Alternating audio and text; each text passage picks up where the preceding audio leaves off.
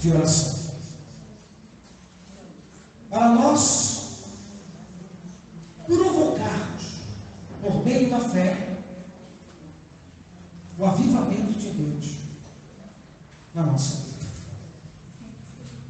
Porque esse avivamento não depende só e unicamente de Deus. Depende de nós.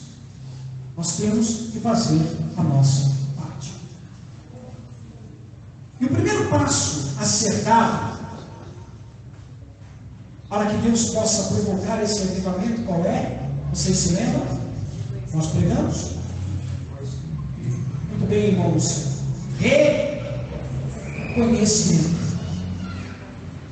Quando Paulo pregou a igreja de Coríntios, examinai-vos a vós mesmos, se permaneceis na fé. Provai-vos a vós mesmos, se Cristo está em vós, se é que já não estáis reprovados. Então, reconhecimento. Conhecer-se a si mesmo. Eu não estou bem. Eu estou fraco, eu estou frio, eu estou distante de Deus. Eu preciso ser renovado, avivado. A minha fé já não é mais a mesma. A minha intimidade com o Senhor já não é mais a mesma. Então, reconhecimento é o primeiro passo. O segundo passo, a oração. Nós falamos da importância da oração. Quando você ouve a palavra de Deus, Deus fala diretamente ao seu coração. Mas a única forma e a única maneira de você lançar sobre ele toda a sua ansiedade é através da oração. Então, semana passada nós falamos da importância da oração. Jesus Cristo tinha ministério de oração? Sim ou não? Sim. Nós até citamos o exemplo lá do jardim de Getsemane, onde Cristo disse aos seus discípulos: vigiai e orai, para que não entreis em quem? E hoje nós vamos falar sobre responsabilidades espirituais. Porque tem pessoas que acham que é mais ou menos assim, presta atenção. Eu aceitei Jesus como meu Senhor e Salvador, eu estou na graça, Jesus me ama, e a responsabilidade agora é de Jesus, de me levar para o céu. Não é mesmo? Porque o crente cai, o discípulo cai da graça, e se priva da graça de Deus. Então, quando você trabalha, quem é que trabalha? Levante as mãos. No seu trabalho você tem responsabilidades. Na empresa que você trabalha, você tem seu serviço, suas responsabilidades. Você chega ali e você tem que cumprir aquilo que te foi determinado. E como cristãos, como discípulos de Jesus, nós temos que cumprir também, fazer a nossa parte e cumprir tudo aquilo que foi determinado pelo Senhor na sua palavra. Nós temos que cumprir. Essa ideia de que na graça nós somos salvos só pela graça, sem obras, irmãos, existem as obras na graça que devem ser colocadas em prática. Então vamos entender a responsabilidade que nós temos, porque muitas pessoas que estão na nossa comunidade, que estão apagadas espiritualmente, fracas espiritualmente, começaram bem, estão fracas e estão apagadas, sabe por quê? Porque ainda não entenderam o significado da palavra ser um discípulo de Cristo. De repente você veio no embalo, desceu as águas, aceitou Jesus na empolgação, mas você ainda não entendeu quais são suas obrigações, seus compromissos, que é ser discípulo. Vamos então ao estudo.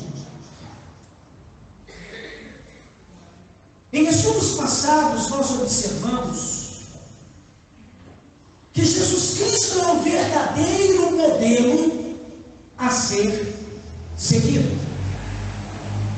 Temos que aprender dele.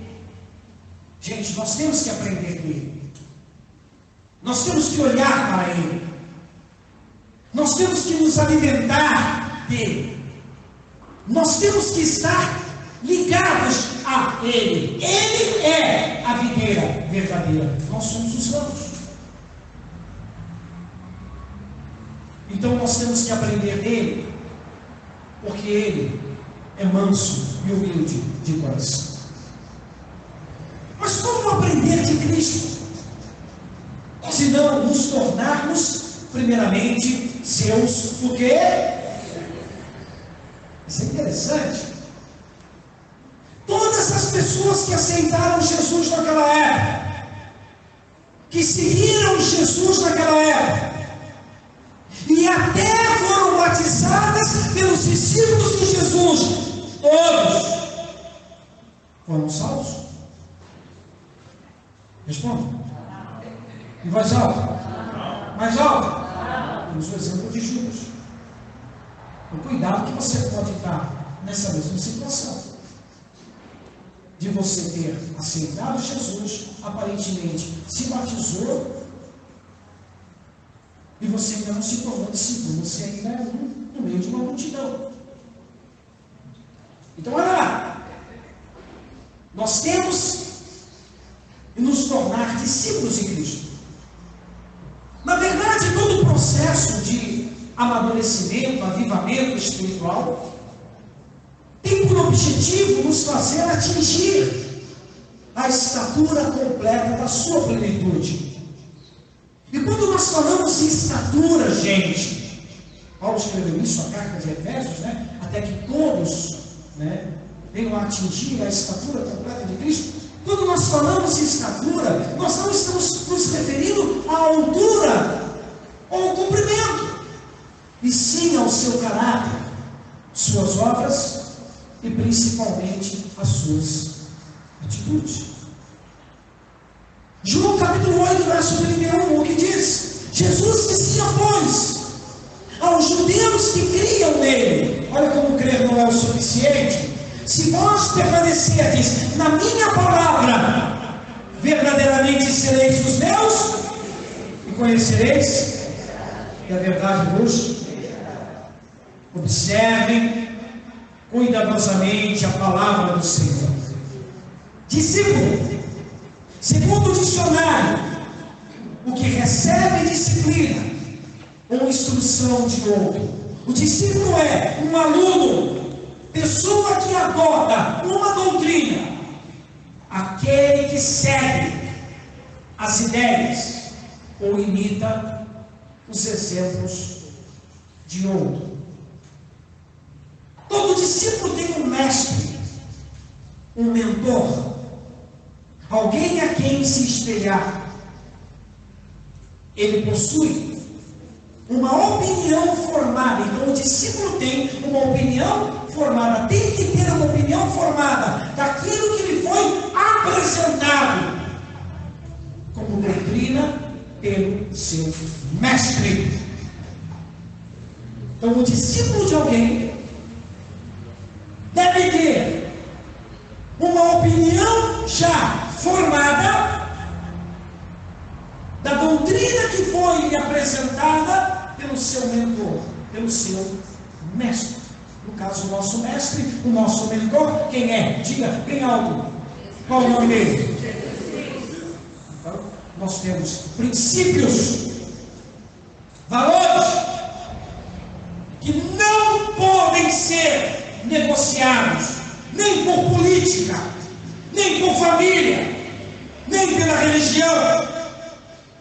Esses princípios, essas questões que envolvem a palavra do Senhor na nossa vida, devem estar como prioridade. Nosso mestre nos deu princípios, valores, que nós não podemos negociar por causa de política, por causa de religião, por causa de família, mainha, painha. Ora, Cristo deve estar em primeiro. Em resumo, ser discípulo de Cristo é crer em tudo o que Ele ensina, venham comigo, e fazer tudo o que Ele manda. Pronto, está aí. Você é discípulo ou não de Cristo? Então, ser discípulo de Cristo é você acreditar nas suas palavras e você pegar as suas palavras e você colocá-las em prática.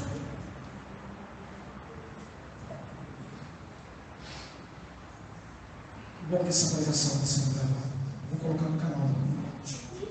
Quer ver? Não é pegadinha não. Quem aqui ama Jesus?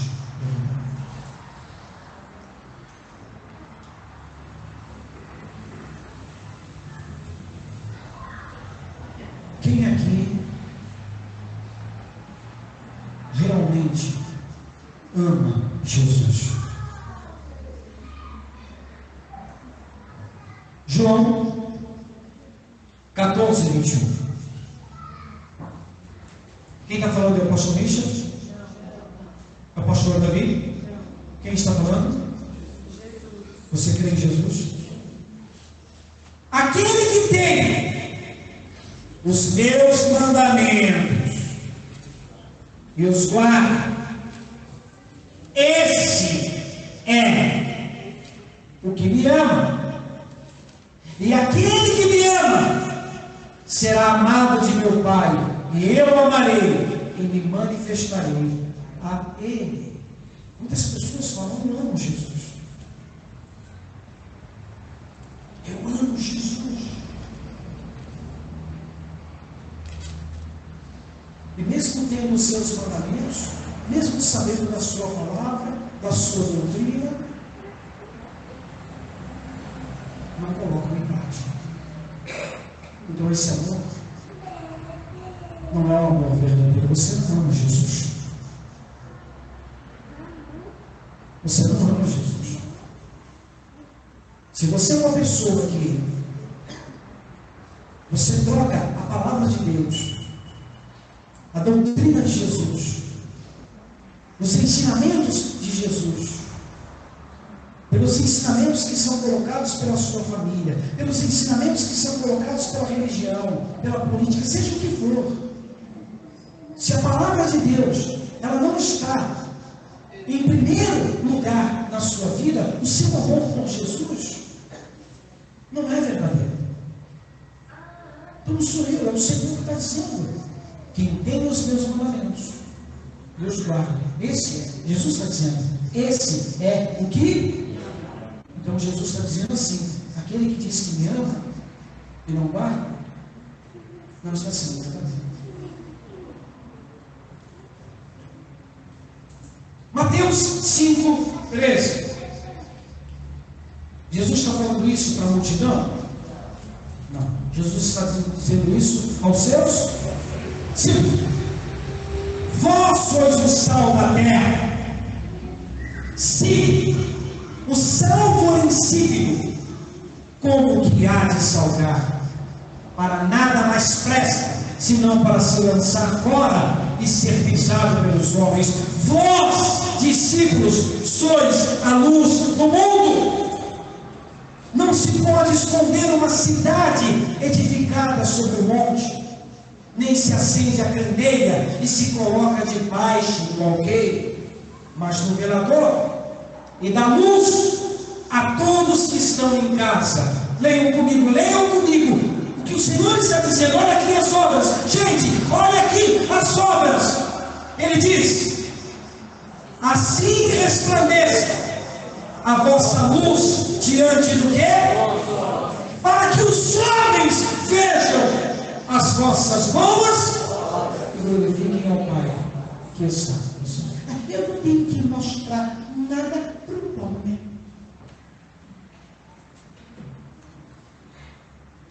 Tem gente assim. Tem cristão que é assim. Põe aí na mão na cintura, né? Eu não tenho que mostrar nada para o pastor. Eu tenho que mostrar nada para o homem. Eu tenho que mostrar para Deus. Ele disse isso para você. Jesus disse: assim resplandeça a vossa luz diante de Deus ou dos homens? De Deus ou dos homens? Para que os homens da terra, desse mundo tenebroso, maligno, vejam as suas boas obras, as suas atitudes, e glorifiquem ao Pai que está nos céus. Então Deus é glorificado através do seu comportamento. Deus é glorificado através das suas ações, como Ele pode ser envergonhado também através das suas atitudes. Uma palavra de Deus pode ser envergonhada através do seu procedimento. Pode ser. Quando você vai na contramão daquilo que é a verdade. Jesus está sendo envergonhado através da sua vida.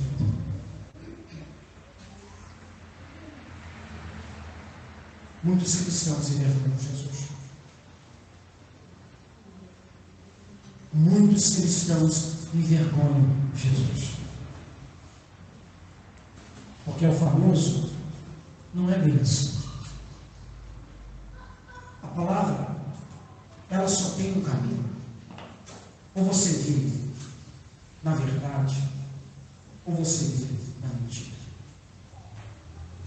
Ou você vive na luz, ou você vive nas trevas. Se você está em cima do muro, você é pior do que quem vive nas trevas.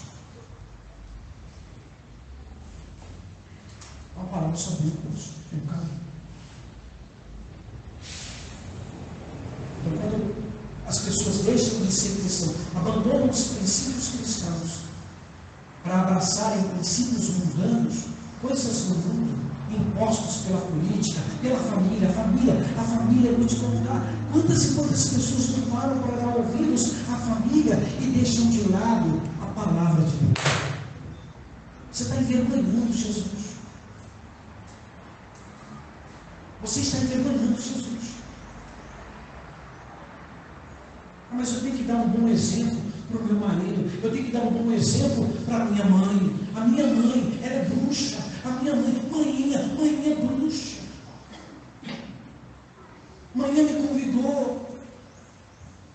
E eu tenho que dar um bom exemplo, irmão.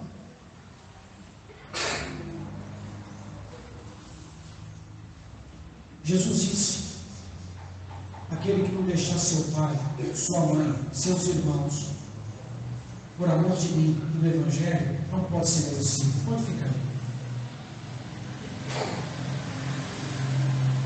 Você tem que respeitar meu pai. Você tem que respeitar a tua mãe. Você tem que respeitar o teu marido. Você tem que respeitar a tua esposa. Desde que isso não interfira no seu relacionamento com Deus e no cumprimento da palavra de Deus. Na sua comunhão com Cristo. Porque Cristo é maior do que o teu casamento. Cristo é maior do que a tua família. Cristo tem que ser maior do que os teus filhos. Respeite teu marido, respeite tua esposa. Mas não deixa ninguém interferir no seu relacionamento com Cristo. Porque se você negar Cristo por causa do teu pai, se você negar Cristo por causa da tua mãe, você vai para o inferno. Mas através de você, Cristo pode salvar teu pai, tua mãe e tua família. Não seja burro, seja inteligente.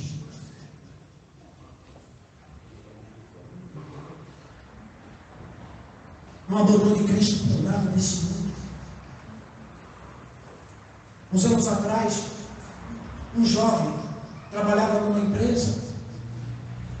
O dono da empresa, como se misturava o dono da empresa, ele observava tudo. Ele tinha o controle, o currículo de tudo, de todo mundo que trabalhava na empresa. Ele conhecia todo mundo. Até a religião das pessoas ele sabia, de onde as pessoas eram e o que elas acreditavam. E esse camarada não tinha filhos. Ele não tinha filhos.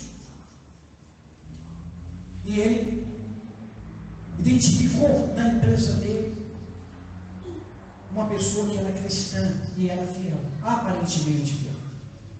Ele identificou lá a pessoa. E chamou essa pessoa para uma casa. Chegou para ele e disse o seguinte: está vendo aqui essa empresa? Eu quero que você seja meu sócio. Eu não tenho sócio, você vai ser meu sócio. Metade de tudo que eu tenho, eu vou dar para você. A única coisa que eu vou exigir de você é a sua fidelidade. Eu construí essa empresa. Eu montei essa empresa. Mas eu ofereço metade de tudo que eu tenho pela sua fidelidade. Eu vi aqui no seu currículo que você tem uma religião. Qual a sua religião? Eu sou cristão. Eu sou evangélico, eu sou cristão. Beleza. Eu não gosto de crente. Eu não gosto de crente. Eu não gosto de crente. Então vamos fazer uma coisa. Você vai para casa, para e pensa. Metade de tudo que eu tenho, eu vou dar para você. Você vai ser meu braço direito, vai ser meu sócio. Mas você vai ter que abandonar essa religião que você sabe que eu não gosto de crente. Você pode ter qualquer religião, menos crente. Amanhã você vem e me dá a resposta.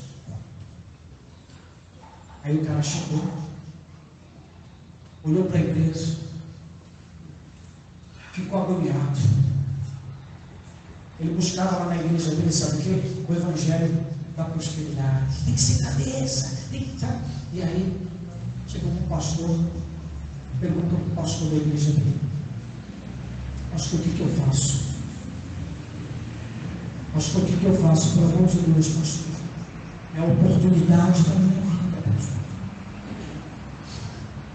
O que eu faço? O pastor olhou na menina dos olhos e disse: a primeira coisa que você vai fazer é tomar vergonha na sua cara. Se alguém falasse isso para mim daqui da minha comunidade, pelo amor de Deus, né? Toma vergonha na sua cara. Não importa você colocar Deus em primeiro lugar na sua vida. Não, pastor, pastor. Mas não ouviu a voz do quê? Foi para casa ainda perturbado. Aí a família, a mãe, pai, aproveita a oportunidade, que essa oportunidade, você não sabe que pode ser até Deus que está dando para você. O diabo, né? E se Deus está dando para você essa oportunidade? Quando foi no outro dia, na reunião, que ele ia assinar os contratos, subiu lá, o dono da empresa sentado, ele chegou para o dono da empresa e disse: olha, tudo bem, eu aceito a tua proposta. Eu abandono essa fé cristã e eu vou ser o teu braço direito. O cara olhou para ele e disse: pega tudo que você tiver aqui, some daqui. Quando ele embora, ele disse: você pode entrar na justiça que eu vou te pagar todos os seus direitos. Eu não quero você na minha empresa. Por quê? Porque se você não consegue ser fiel ao Deus que você serve, a mim você nunca vai ser fiel.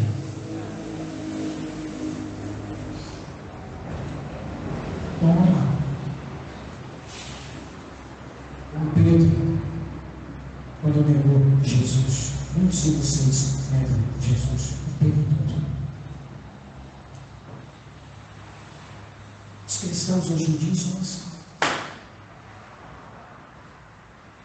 A igreja hoje está fria. Está todo mundo frio.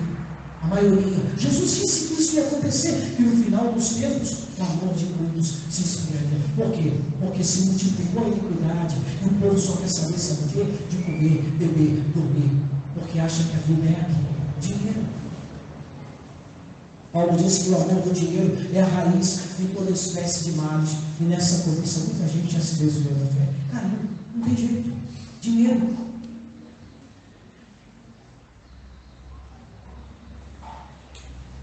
Pensou? Quem não consegue ser fiel a Deus, vai ser fiel a alguém? Entendemos sobre o discípulo ser o sal e a luz. Agora, por revelação, por que Jesus compara os seus discípulos ao sal? Ao declarar a eles: vós sois o sal da terra, Jesus está mostrando a eles a responsabilidade de dar a este mundo o que ele não tem, aquilo que a lei de Jeová também não pôde dar: sabor, tempero. A igreja tempera, é o tempero da terra.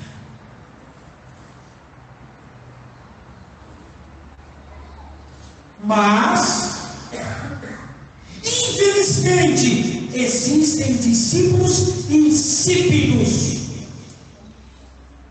O que é um discípulo insípido?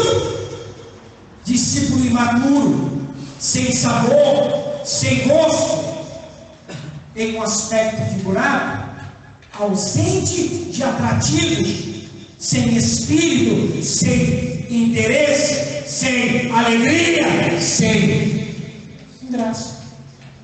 Discípulo insípido, sem graça, sem sabor, sem tempero. Ele está ali. Não está. É mais um no meio de uma multidão que não sabe nem o que está acontecendo. Sem compromisso de estudo, sem compromisso de palavra, ele está ali, só para fazer parte do time, só para fazer parte de alguma coisa. Discípulo insípido, sem sal. O discípulo insípido não é convertido.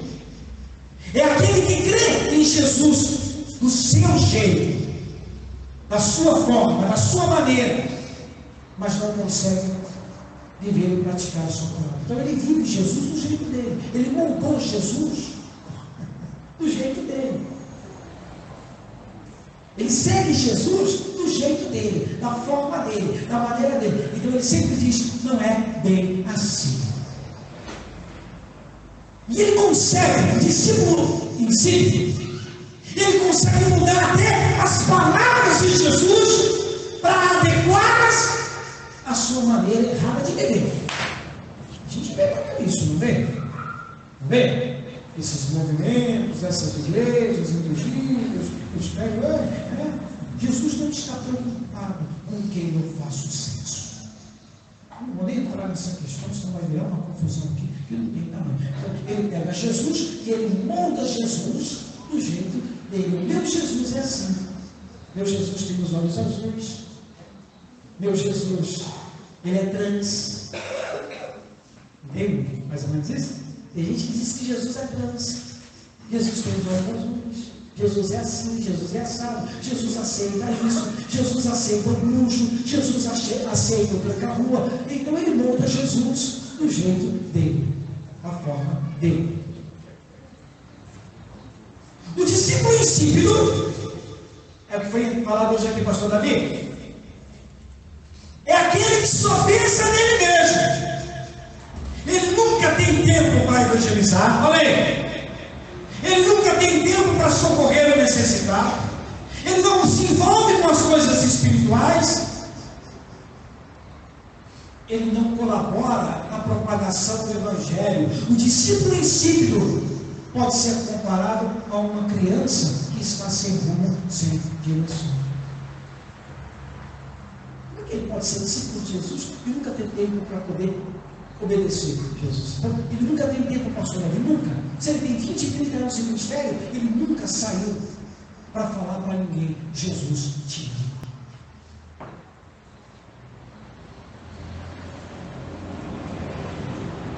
Mas tem tempo para ir para o shopping, vai para a praia.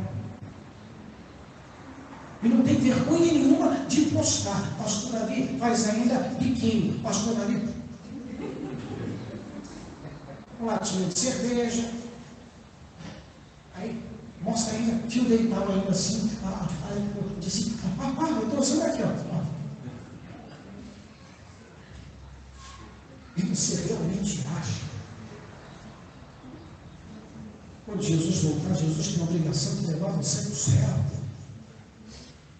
Se Jesus tiver que levar todo mundo, só porque aceitou Ele, no céu, a palavra dele vai cair nos créditos. Ele diz, na casa de meu pai há muitas moradas. Tem muita morada sim, mas se for levar todo mundo, cara, que é carnal, que não tem compromisso, que não tem responsabilidade para o céu, meu amigo, vai faltar lugar no céu. Olha lá, terminando. Mas as perguntas mais importantes dessa revelação de hoje: o que é ter responsabilidade espiritual para o avivamento? Quais são as responsabilidades espirituais que devemos assumir? Ter responsabilidades espirituais é ter a capacidade de cumprir com os nossos compromissos espirituais. O problema de muitos cristãos é pensar que em Cristo não existem obras e responsabilidades. Resumindo, temos responsabilidades de assumir o controle dos nossos sentimentos.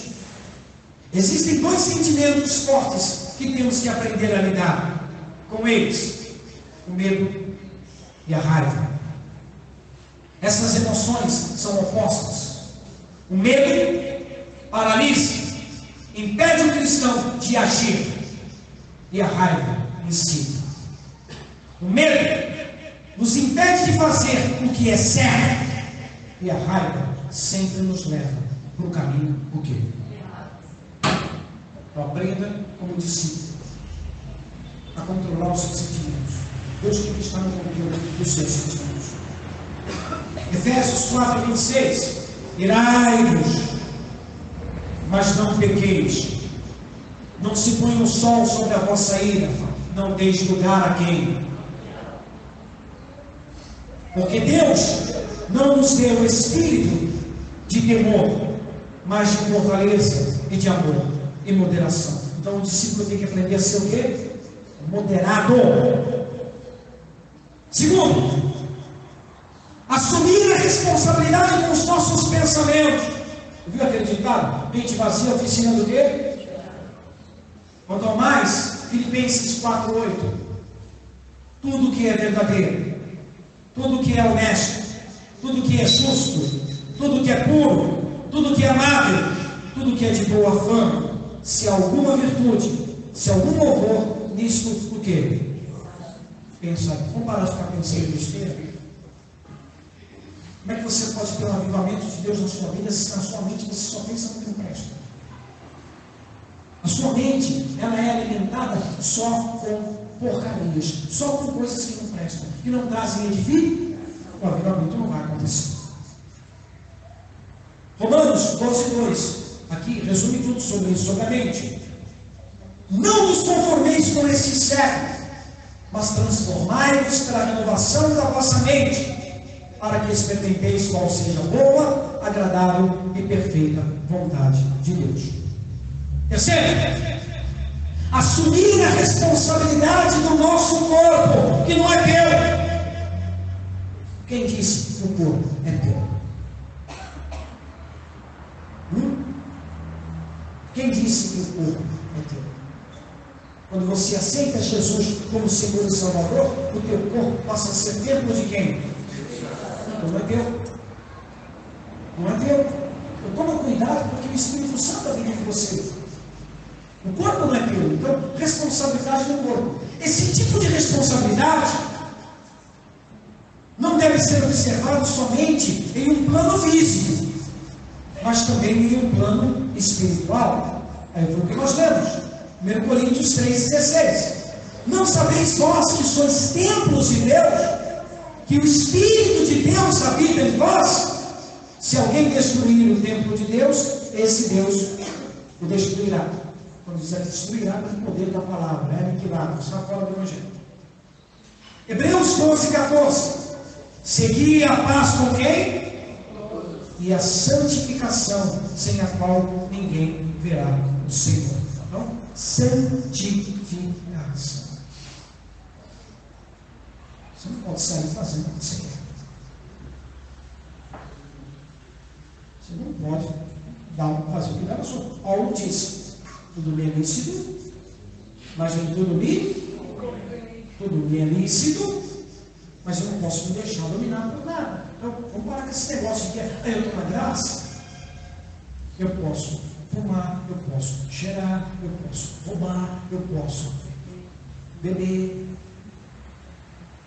eu posso me embriagar, eu posso. Não, se você não está totalmente na graça, tem que estar pelo menos no caminho, fazendo o que vão se libertar daquilo que desagrada a Deus. Ninguém está exigindo de ninguém aqui 100% de perfeição, mas quando você abraça e você diz o errado está certo, aí já era, está de brincadeira, né? Quando você abraça e diz, já que eu estou no inferno, deixa eu abraçar o capeta, está de brincadeira. Uma coisa é você está passando por um problema, ou você está vivendo um pecado, e você está lutando para você poder se livre, e outra coisa é você sentir prazer. Já estou no inferno mesmo, então deixa eu abraçar o capeta e ainda continuo acreditando em Jesus. É brincadeira comigo.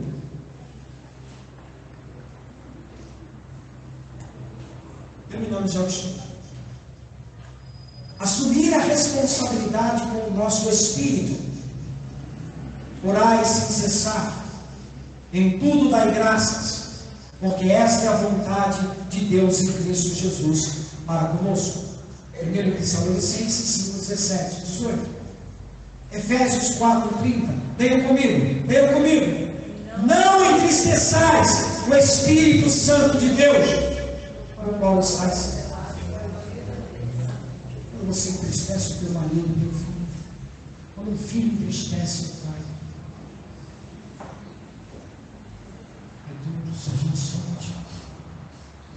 Quando o teu marido entristece você, quando a tua esposa te entristece, uma briga do casal, aí palavras são palavras, tudo que traz tristeza é complicado, não é? Mas tem pessoas que não têm preocupação nenhuma em entristecer o Espírito Santo. Deus sabe, Deus conhece o meu coração. Não entristeçais o Espírito de Deus. Não entristeçais o Espírito de Deus. Jesus fica triste quando nós seguimos na contramão daquilo que Ele colocou dentro de nós, que é a sua palavra. Está terminando já. Agora, a última parte. Leiam comigo em voz alta. Assumir. Diga, assumir a responsabilidade com a igreja. Vamos para a igreja? Não é tempo material. A igreja somos nós. Assumir a responsabilidade com os seus irmãos. E entender que você não tem que vir para a comunidade assistir uma pessoa que está do teu lado. Isso é hipocrisia. Nós somos uma família. E numa família, nós temos que conversar, nós temos que dialogar, nós temos que almoçar juntos, nós temos que estar juntos, nós temos que caminhar juntos. Numa família existe comunhão, tem que ter comunhão. Como é que pode, numa família, um pai não conversa com a mãe? Um irmão não conversa com o outro irmão? Como pode isso? Presta atenção. Pastor Davi, evangelização. Jesus disse, Marcos 16, 15. Ide por tudo o quê? Pregai o quê? Para quem? Aqui ficou claro que nem todo mundo é filho de Deus. Você tem que ter um tempo sim para você falar de Jesus. Tiago 1, 27, que diz: a religião pura e imaculada para com Deus e Pai é os órfãos, as viúvas nas tribulações, guardar-se da corrupção do mundo, visitar, entra no grupo de evangelização.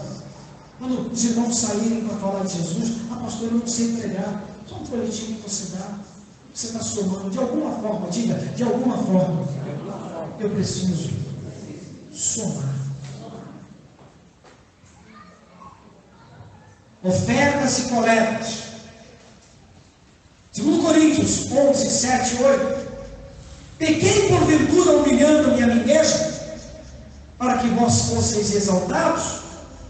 Porque de graça, ele faz uma pergunta, vos anunciei o Evangelho de Deus?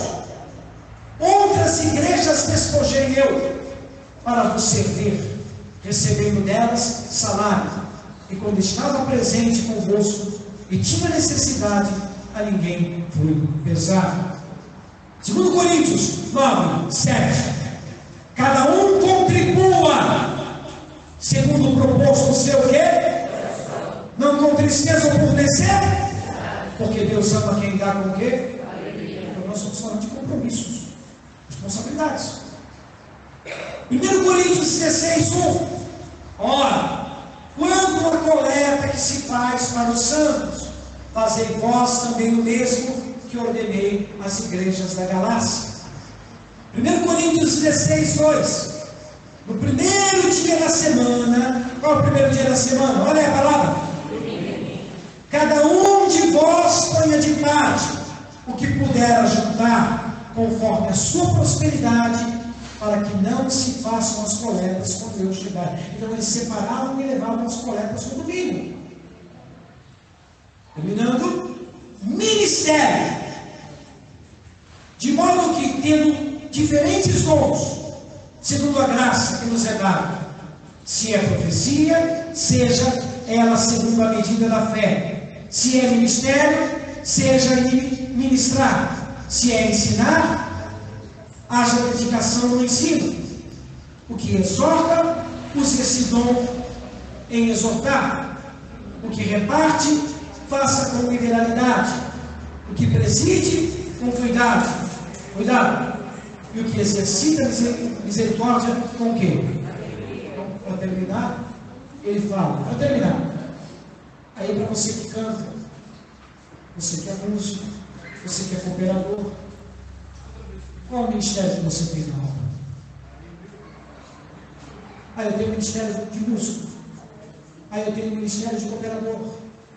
Eu tenho ministério de criança. E se Deus te deu uma responsabilidade, não põe debaixo do tapete.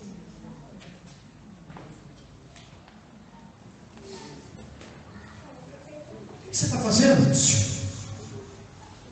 O que você está fazendo?